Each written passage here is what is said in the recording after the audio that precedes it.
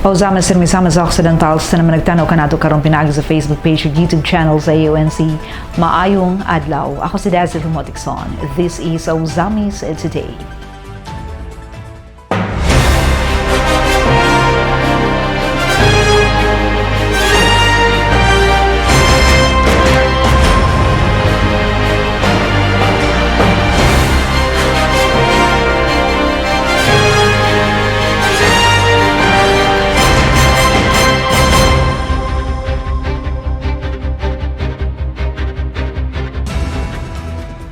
Sa tuwang ang mga headlines.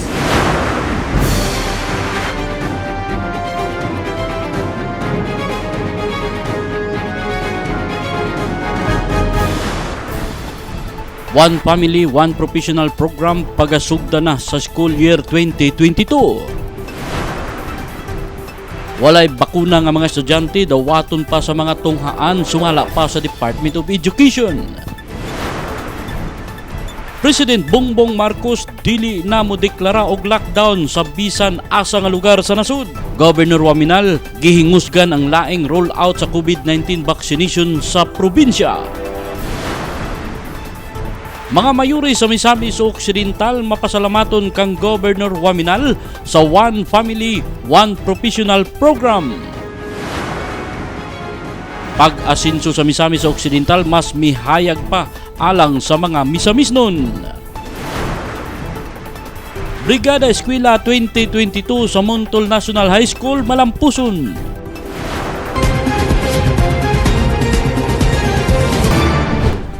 Kini ang mga sa Auzamis Today. One Family, One Professional program pagasugda na sa school year 2022. Ang good news sa report ni Berto Texon.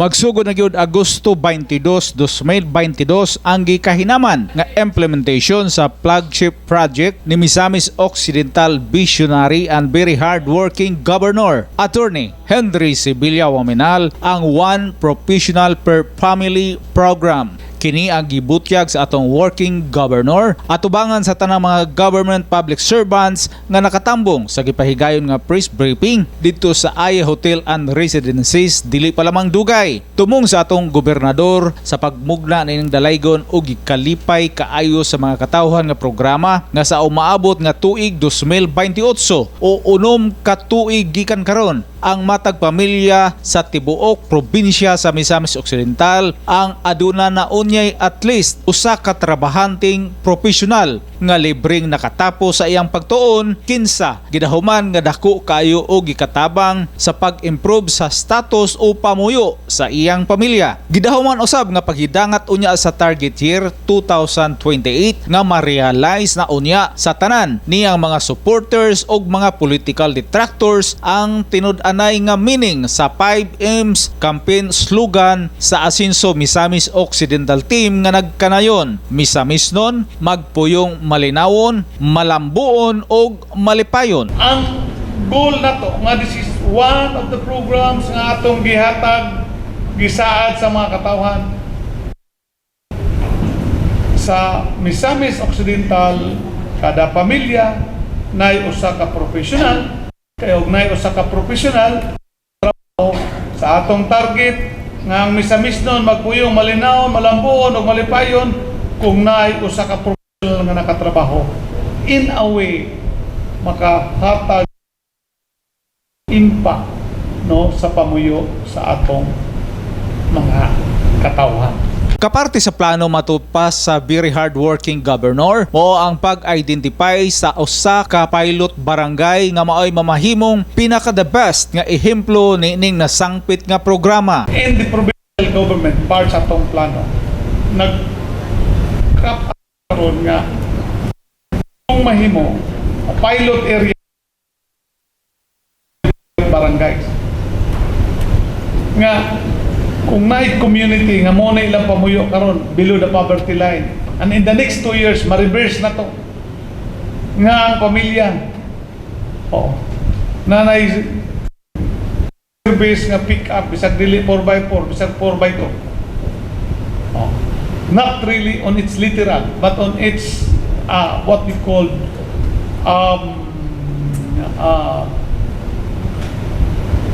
some sort of an spiritual meaning on it. So, mas maayo. Base sa educational program setup, si Misamis Occidental Governor Henry Waminal mao ang program chairperson, samtang sila si 1st District Congressman Honorable Jason Almonte o 2nd District Congressman Honorable Ando Waminal mao ang mga co-chairpersons. Diin ang duha ka bagits nga mga kongresista ang gitahasan nga mugahin sa gikinahanglan nga budget niini nga proyekto. Kabahin sa programa ang Technical Working Group nga panguluhan unya sa usa ka program coordinator nga may magtutok sa hapsay nga implementation niini nga programa. Ingon man ang mga mayor sa tulo ka syudad o 13 ka munisipyo, TISDA representative, schools division superintendents, mga barangay chairman, representatives from DSWD, DILG, DOH, DOLI, PNP o Philippine Army as members. So for the organizational structure set up, this is the proposed one. Of course, our Honorable Governor will be the chair and co-chaired by our two congressmen, kay sila mo help source out funds, no? And then we have the TWG or the Technical Working Group, which will act as the secretariat. And then we also recommend Gov that the Technical Working Group would have a program coordinator, or the head would be the program coordinator, so that naagi makatutok sa programa. And then, followed by the city and municipal mayors. Ang role ana nila is, of course, to get the names of the possible beneficiaries, and then that will be in partner with us, the DepEd, and the HAI representative or the TESDA, and then the education chair, committee chair sa LGU level, kay mo appeal man na sila sa screening or mag-get sa list sa mga beneficiaries. And then the representatives of the national government agencies para makatabang po sila, and then the grantees. Tumong sa programa nga libreng paeskwelahon hangtod makatapos sa gusto niyang kurso ang tanang qualified college student beneficiaries nga naglakip sa mga anak sa mga miyembro sa poor peace, indigent families, orphans o wala nay mga ginikanan, lakip usab sa mga college dropouts o uban pa dito sa mga private schools and government state colleges and universities sa Misamis Occidental, Lanao del Sur ug del Norte, Misamis Oriental ug lakip na gani sa Cebu City. Dugang pagpasabot ni Provincial Social Welfare and Development Officer Miss Lorilay Humalon Iye nga objective na inang nasangpit nga programa nga siguraduhon gayud sa provincial government nga makatrabaho ang matag beneficiaryo pagkatapos sa iyahang pagtuon. Ang atong objectives, unsa may objectives nato ani nga program, maka-grant o full tuition, board and lodging, transportation, other school expenses sa qualified family member sa Misamis Occidental, nga taga Misamis Occidental, no? And also to assist the grantee in obtaining the necessary certifications, eligibility or professional license of employment for employment within or outside the province. So, ang atong target ani nga makatrabaho gyud, dili lang kay pagpa-eskwela. So the third one is to uplift the living conditions of the family, as what I mentioned earlier, no, nga makatabang sa economic condition sa kada pamilya sa matag LGU.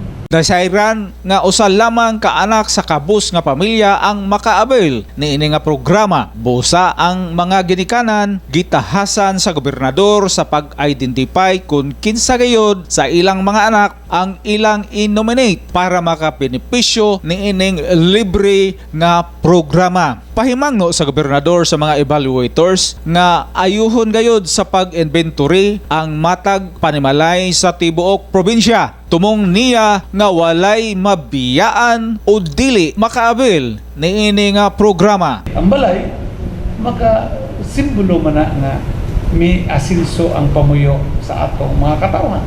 Living with a decent.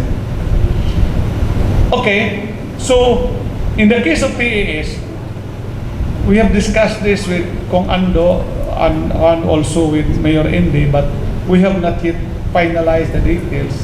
No, the city of Misamis will be. We are asking for their support on the PAS program. in the TES program for cities and municipalities nga walay state college or local government college accredited by CHIN, ang estudyante ay estudyante in that city na ay 30,000 nga subsidy, no? Actually sa maong subsidy mo bitan ni usay gamay bikil na mo 3 years ago pa sa local college. Sa pagkakaroon, gipapatspasan sa working governor ang pag-inventory sa matag pamilya sa tibuok probinsya para masayran gayod ang tukmang gidaghanon sa mga benepisyaryo aron maandam usab ang insaktong budget niini nga programa matod pa sa atong gobernador. Ang ako lang karon mugawas ang data para mahibalo tag pili atong requirement every year, no? And I'm telling you, with the way how we look at on the fiscal one and in terms of prioritization, bisan pa o mugasto ta o 50 to 80 million a year for this kind of program, it is solid, no? And still, if we require 80 to 100 million pesos for this year, I will assure you, even with our other programs, no, the tourism programs, the agricultural programs, the atong health programs, the free hospitalization sa atong government hospitals and some assistance in the private hospitals, dili pa akong ikuan ninyo na with our prudent management, no, kaya pa sa atong probinsya pag-serve nining maong programaha. Kaya atong gituan na usa ka instrumento na maka-lift up sa panguyo. Alang sa Osamis Today, ako si Bernal Tecson. Salamat, Bernal. Walay abakuna nga mga estudyante dawaton pa sa matunghaan ay sumala pa sa Department of Education. Ania ang report. Sa pagbukas sa bagong school year karong Agosto 22, 2022, may pagawas og statement ang Department of Education kabahin sa mga unvaccinated kung wala pa'y bakuna nga mga estudyante. So sa kapalas briefing kaniadtong Agosto 2 tungod kay nagpabiling voluntary ang COVID-19 vaccination, gipahayag sa DepEd nga dawaton gihapon sa matunghaan ang mga unvaccinated learners. Gipahayag ni DepEd spokesperson attorney Michael Powa nga walay separate guidelines alang sa vaccinated ug unvaccinated students and staff. May non-discriminatory policy ang Department of Education nga nagpasabot nga alang sa teaching ug non-teaching personnel ug mga estudyante walay diskriminasyon. Gibutyag usab ni POA nga as of August 2, aduna nay 13.152 milyones ka mga enrollees alang sa school year nga mas taas kumpara sa nakalabay nga mga tuig. Ang enrollees sa unang adlaw sa enrollment mas taas usab nga may 3.3 million kumpara sa 220,000 sa nakalabay nga tuig. Gilusad sa DepEd ang Brigada Eskwela 2022 adlaw nga Lunes, Agosto 1 aron andamon na matunghaan sa umaabot nga pagbukas sa klase nga naglakip sa face-to-face learning setup. Ang mga tunghaan nga na-damage tungod sa July 27, magnitude 7 nga linog ug inauna pang makatalagman kaniadtong tuig 2021 ug naunang bahin sa 2022 nagkinahanglan sa 18 billion pesos nga budget alang sa repair ug restoration. Gipahayag ni POA nga gikinahanglan sa DepEd ang dinaliang aksyon sama sa pagtukod sa mga temporary learning spaces, mga structures gamit ang light materials apan may atop aron luwas usab alang sa mga estudyante. Naki-coordinate na usab ang DepEd sa mga local government units aron mahinluan ug mabakante ang mga COVID-19 isolation facilities sa mga tunghaan una pa magbukas ang klase. PBBM ay dili na deklara og lockdown sa bisan asa nga lugar sa nasud. Governor Waminal gihingusgan ang laing rollout sa COVID-19 vaccination sa probinsya. Gitutukan ni Bart Tumapa sa maong balita. Ani ang report. Gihingusgan karon ni Governor Henry S. Waminal Sr. ang laing rollout sa vaccination kontra COVID-19 sa probinsya sa Misamis Occidental. Kini base sa direktiba ni Presidente Ferdinand Bongbong Marcos Jr. ngadto sa ahensya sa maayong panglawas kun Department of Health. Tungod niini, nagpatawag og panagtagbo si Governor Waminal tali sa mga mayuri sa tibok probinsya sa Misamis Occidental uban sa mga municipal ug city health officers uban usab sa DOH Misamis Occidental kini aron sa pag-update sa mga syudad ug munisipalidad sa laing rollout na usab sa vaccination kontra COVID-19. Matud pa sa gobernador ngadto sa mga mayores nga atol sa State of the Nation address ni President Ferdinand Marcos Jr. nga usa sa gipaklaro sa presidente nga bisan nga anaa pa gihapon ang COVID-19 pandemic sa nasud nga padayon ang pagtaas sa kaso niini apan iyang gipaklaro nga dili na siya magdeklara og lockdown tumong niini aron nga makarecover ang Pilipinas sa ekonomiya. Alayon niini matud pa sa presidente nga ang usa sa gikinahanglan aron kaprotektahan ang katawhan sa COVID-19 mao ang pagahimoong laing rollout sa vaccination buot pasabot nga gikinahanglan nga magpa-booster dose ang katawhan og kadtong wala pa mabakunahi sa first ug second dose gikinahanglan usab kini siya nga magpabakuna aron adunay proteksyon ang kaugalingon sa makamatay nga sakit nga COVID-19. He mentioned that he will no longer declare lockdown. No. Tungod nga the economy has to recover. Ang usa nga gikinahanglan para maprotektahan ang atong panglawas in relation to COVID-19 is kinahanglan magpabakuna o katong nahumana og bakuna magpa-booster. Kay simba ko ma-infected, at least nanay taas nga assurance nga wala nay risk nga madisgrasya pa. Hisayran matud pa sa gobernador nga sa pagka-infected sa presidente sa COVID-19 atol unta kini sa ilang meeting adtong Hulyo 8 nahimo na lamang kining virtual meeting with the president. Apan sa maong pagka-infected sa presidente wala kini siya magrabihi tungod kay naprotektahan kini sa COVID-19 vaccine. Tungod niini matud pa ni Governor Waminal nga ang target ni Presidente Bongbong mao ang kaprotektahan ang katawhan nga magpuyo kita uban sa pandemic nga COVID-19. Gikinahanglan nga magpa-booster dose ang katawhan. Just like him, last July 8, he invited us for a meeting, the city mayors. Mayor Indy Jr. was there, I was there. But na-infected siya, so virtual na lang ang iyang pagpakig atubang kanamo. And part of the protocol kay dinner man to, ang dinner namo nga dito kan iyan na lang pong gipaputos gipadala namo. But there was no risk, normal na niya, no? So mo nang ang iyang target karon to protect the Filipino people, that we could live with COVID-19, no? Coexist with COVID-19.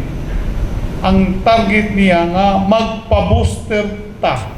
Gawas sa dakong suporta nga gipakita sa katawhan sa probinsya sa Misamis Occidental ngadto sa kandidatura ni Presidente Bongbong Marcos panahon sa eleksyon, karon sa kampanya sa presidente kalabot sa rollout sa vaccination gipadayag sa gobernador ngadto sa mga mayuris nga agi og pagpakita sa dakong suporta sa presidente nga sa iyang direktiba nga 80% alang sa mga senior citizens nga ma-booster dose og 50% alang sa dili senior citizens. Gusto sa gobernador nga dili lang ang senior citizens ang 80% ang ma-booster dose kundili ang tanang populasyon sa Misamis Occidental. Gani agi og pagdasig sa mga opisyalis sa maong direktiba sa presidente, si Governor Waminal naghatag og incentives ngadto sa mga barangay kapitanis nga makakuha sa 80% nga ma-booster dose dili lang sa iyang mga senior citizens, apil na niini ang dili senior citizens sulod sa usa ka gatos nga adlaw ni President Bongbong karon Oktubre 10. Hatagan sa gobernador og 50,000 pesos ang kapitan sa matag barangay. My point is, kining sa vaccination program niya sa first 100 days, kung mahimo, it is our target, atog yung himuon, nga dili lang senior citizen ang 80%, but also through the whole population. Nga kung dili lang 50% sa whole population, kung dili 80%. Hilo man, wa na may namakpak. Lisod, no? So, muna pinaka-gist. Unsaon man nato nga makaabot ang 80%. O, ang barangay nga maka-meet og 80% within the 100 days, the province will give a bonus of 50,000 sa barangay captain. 50,000, bahala na siya kung mang-share na siya sa iyang konsyal. Kanang 50,000 nga akong ihatag, dili na niya kinahanglan iliquidik, so that the utilization will be dependent upon him or her sa recognition sa iyang leadership. And then, katong barangays na nakaabot og 80%, kung August, nakaabot na sa 80%, because the 100 days will be on October 10. Kanang October 10, birthday na sa atong presidente. Munang di may makalimot, kay gagmay pas lang Mayor Indy, there was a time na nag-invite me dito sa birthday party niya sa balay sa Forbes. O a day after, is also a birthday of your friend.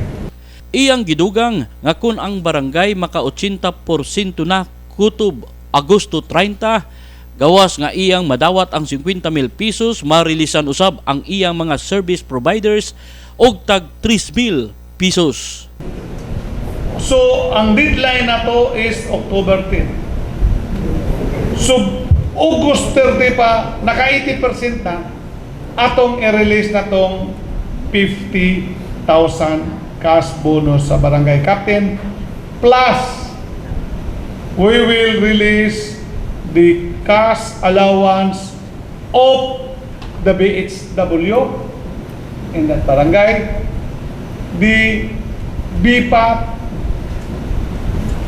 or all the service providers, no?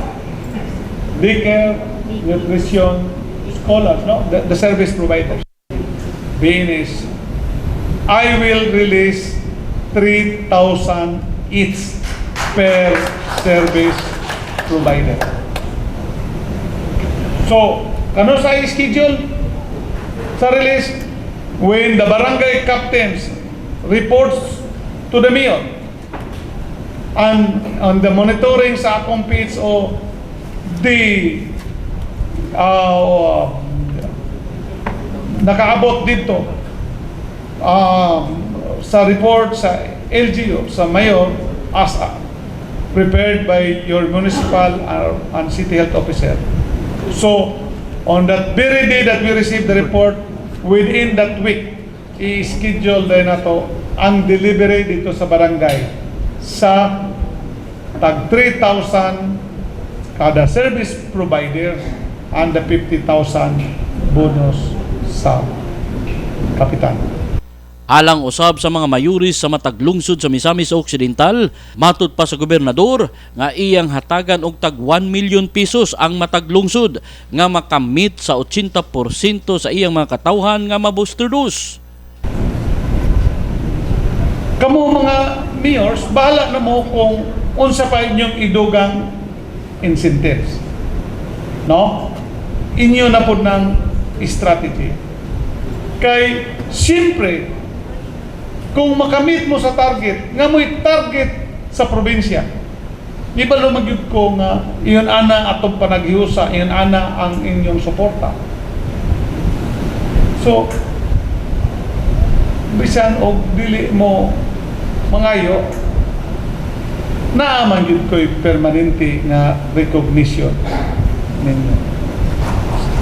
So that kung kinsa tong lungsod nga makamit sa 80%, even if you do not need it, I will insist to give 1 million pesos per local chief executive.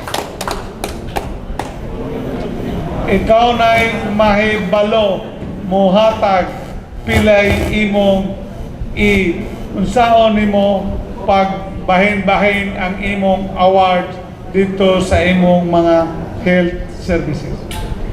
Hisayran nga gihimo ni Governor Waminal kini nga strategy aron kaprotektahan ang katawhan sa Misamis Occidental sa makamatay nga sakit nga COVID-19 tungod kay ang unang gilantaw sa gobernador mauman ang pagsiguro nga luwas ang iyang mga katawhan sa probinsya sa pandemic nga COVID-19. Matud pa sa gobernador nga ang pag-asinso sa Misamis Occidental mag-una niini ang maayong panglawas sa katawhan, ilabi na ang paghatag niini og proteksyon pinaagi sa COVID-19 vaccine.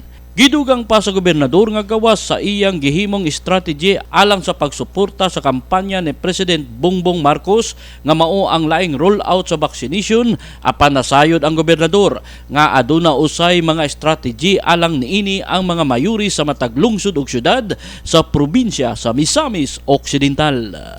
Alang sa Usamis Today, kini si Buyet Lumapas. Salamat, Boyet. Mga mayora sa Misamis Occidental, mapasalamatan kang Governor Waminal sa One Family, One Professional Program. May report si Leoncio Nidalio.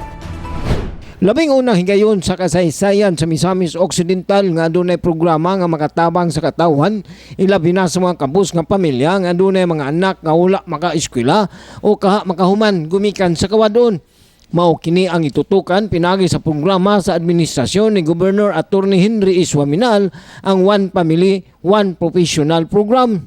Agosto 2, usa ka tigom nga ipatawag ni Governor Waminal uban sa mga city ug municipal mayors sa Misamis Occidental ug sa implementing agency aron paghisgot kalabot sa guidelines sa programa. Tuyo sa programa ni Governor Waminal nga libreng paeskwelahon ang usa sa mga miyembro sa pamilya sa gusto niyang kurso nga kuhaon sa mga state colleges and universities, lakip na sa mga private schools dinhi sa Misamis Occidental ug sa ubang syudad sa nasod niadtong mga kwalipikadong estudyante.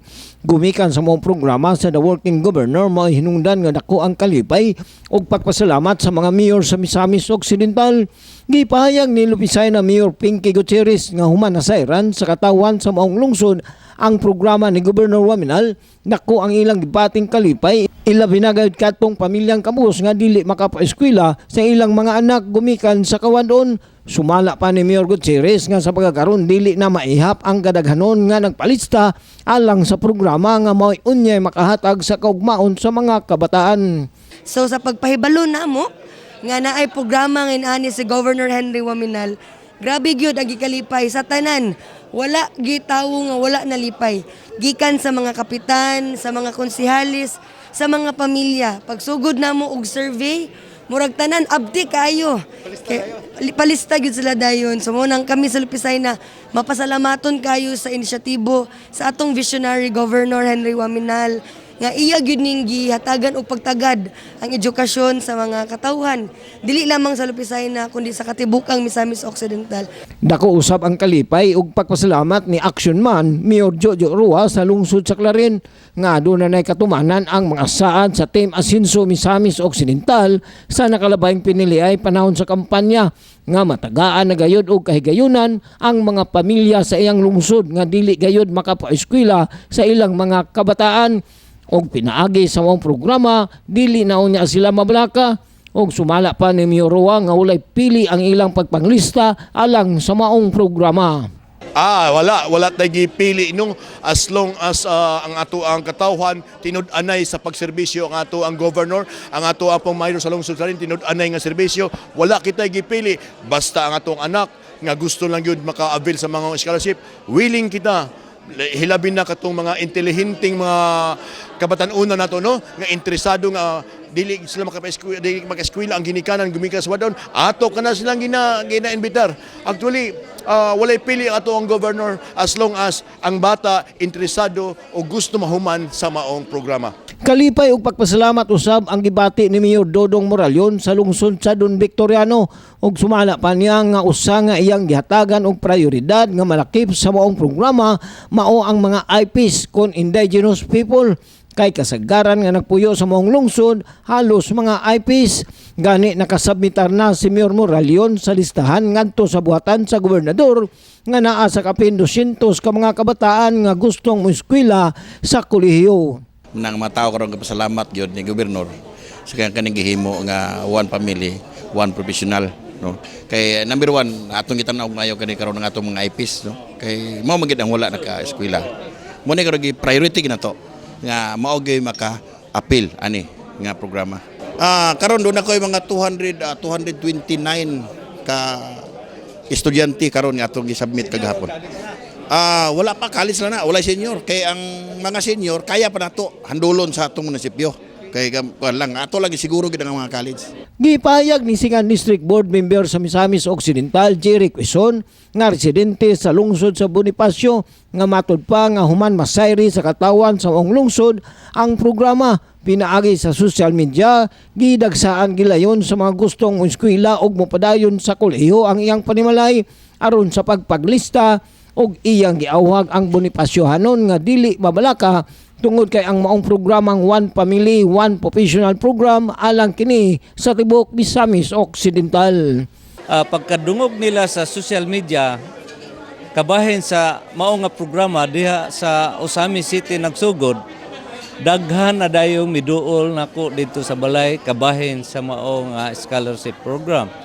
So karon ang mao nga pangalan nakahanay na diri sa akong lamisa ready for submission dito sa opisina ni Gov Henry. Kita ang mga katawhan sa lungsod sa Bonifacio, mga ginikanan, dili ta angay mabalaka nganong sa mao nga programa. Apel ta ana basta moduol lang sa atong mga barangay coordinator sa atong kapitan nga anaa nagsuporta ni Governor Henry.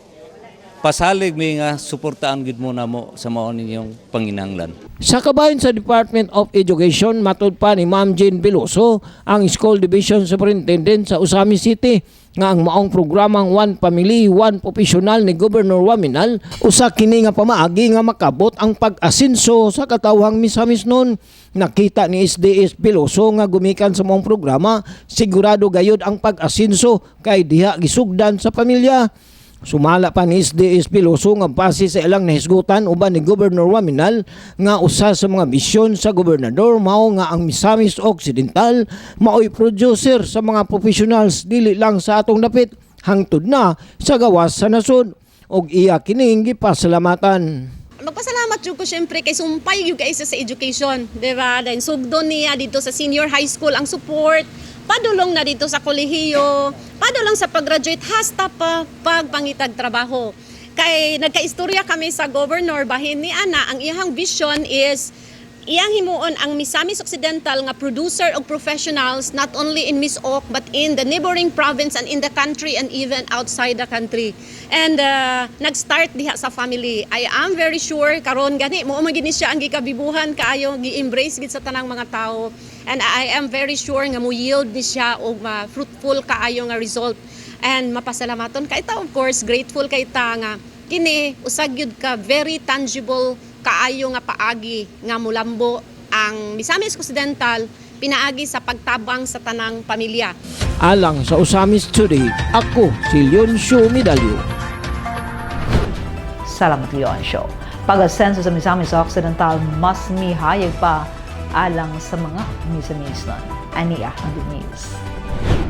Mas mihayag umiklaro pa ang pag-asenso sa Misamis Occidental uban sa liderato ni Governor Henry S. Waminal kini uban sa pag-abag sa mga local officials nga nakikiusa sa punong ehekutibo sa probinsya sa pagkabot ug pagpatuman sa tumong niini nga magpuyo nga malinawon, malambuon ug malinawon ang mga Misamisnon o ang asenso Misamis Occidental. Ug alayon ni ining agenda, regular ang pakigtagbo ug pakigmeeting ni Governor Waminal sa nagkalain-lain nga mga opisyal ug mga heads sa nagkadaiyang ahensya sa kagamhanan nga mahimo niyang partners sa pagkabot sa maong vision alang sa katawhan. Adlaw nga Lunes, Agosto 1, mihimo courtesy call sa gobernador si National Economic Development Authority con NEDA 10 Regional Director Myla Carino. Kinsa, diyang nasayran ang nindot kaayong mga plano ni Governor Waminal para sa probinsya ug sa katawhan, nakaingon gayod nga excited kaayo siya ug magbalik-balik gayod sa Misamis Occidental. Sa meeting uban ni Governor Waminal, uban ang mga mayores sa tulo ka mga dakbayan sa probinsya, Mayor Lemuel Merrick Acosta sa Oroquieta City, Mayor Henry Waminal Jr. sa Ozamis City ug Mayor Ben Canama sa Tangub City, nahisgutan uban ni NEDA Regional Head Carino ang lakat sa ekonomiya sa probinsya, particular ang papel sa tulo ka mga dakbayan, ilabi na kung buksan na sa publiko ang makompleto na unya nga Panghil Bay Bridge. Tungod kay nagkahiusa ug nagsuporta sa samang vision ang presensya nila ni Mayor Acosta, Mayor Waminal ug Mayor Canama naghimo sa maong panaghiskot nga mas undanon ug mas magpadali sa katumanan sa pag-asenso nga gipangandoy natong mga Misamisnon. Nasayran usab nga nakatakda sulod sa bulan sa Agosto ang reorganization sa Regional Development Council kon RDC-10 nga mao ang highest planning ug policy making body sa rehiyon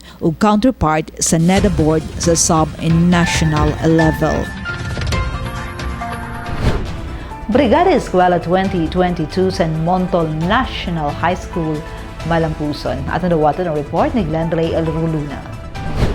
Nagmalampuson nga gipaygayon ang Brigada Eskwela 2022 sa Montol National High School nga nanay mutang sa Barangay Stemson a bordo ning Dakbayan natong Agosto 1, 2022.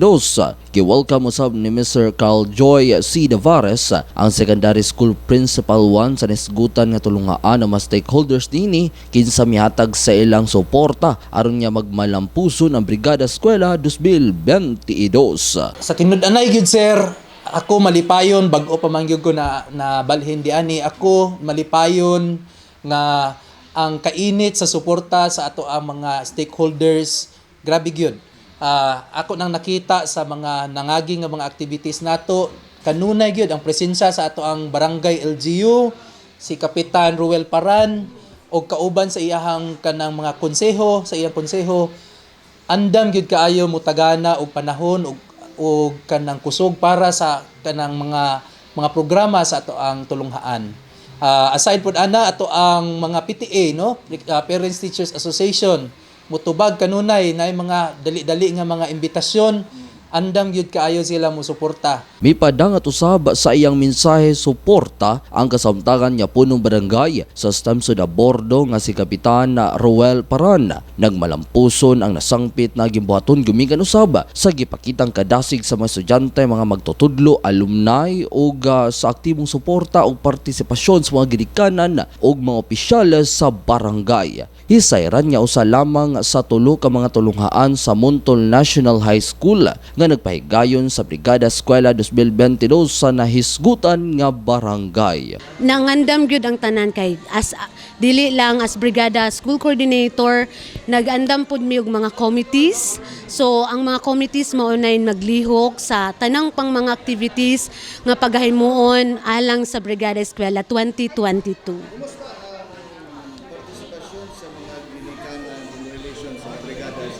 In terms sa participation sa parents sa Brigada Eskwela 2022, positive kayo sir ang ilahang commitment and dedication to serve the Montol National High School in terms of the Brigada Eskwela 2022. Tumong sa Brigada Eskwela nga maandam ang mga tulungaan para sa gikatakdang pagbukas sa klase sa school year 2022 to 2023 kun asa ang tema karong tuiga nga tugon sa hamon ng ligtas na balik-aral. Dako usab ang ilang nahimong pagpasalamat sa Ascenso Ozamis Administration ubos sa pagdumala ni Mayor Attorney Henry Indy Wominal Jr., 2nd District Congressman Ando Wominal o Governor Henry Wominal tungod sa ilang mga programag proyekto nga haom sa edukasyon tungod kay accessible naman ilabi na ang mga dalan nga padulong sa lang eskwelahan ug ang mga school facilities ni ini. So na-improve ang ato ang participation rate ug atong access sa pag-eskwela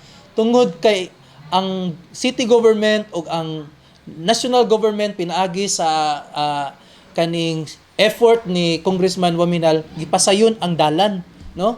Ang access sa mga paingon sa eskwelahan napasayon kay napasiminto naman ang dalan. So dili na lisod sa mga bata pagtungha sa eskwelahan. Alang sa Ozamis Today, kini si Glenn Ray Ruluna.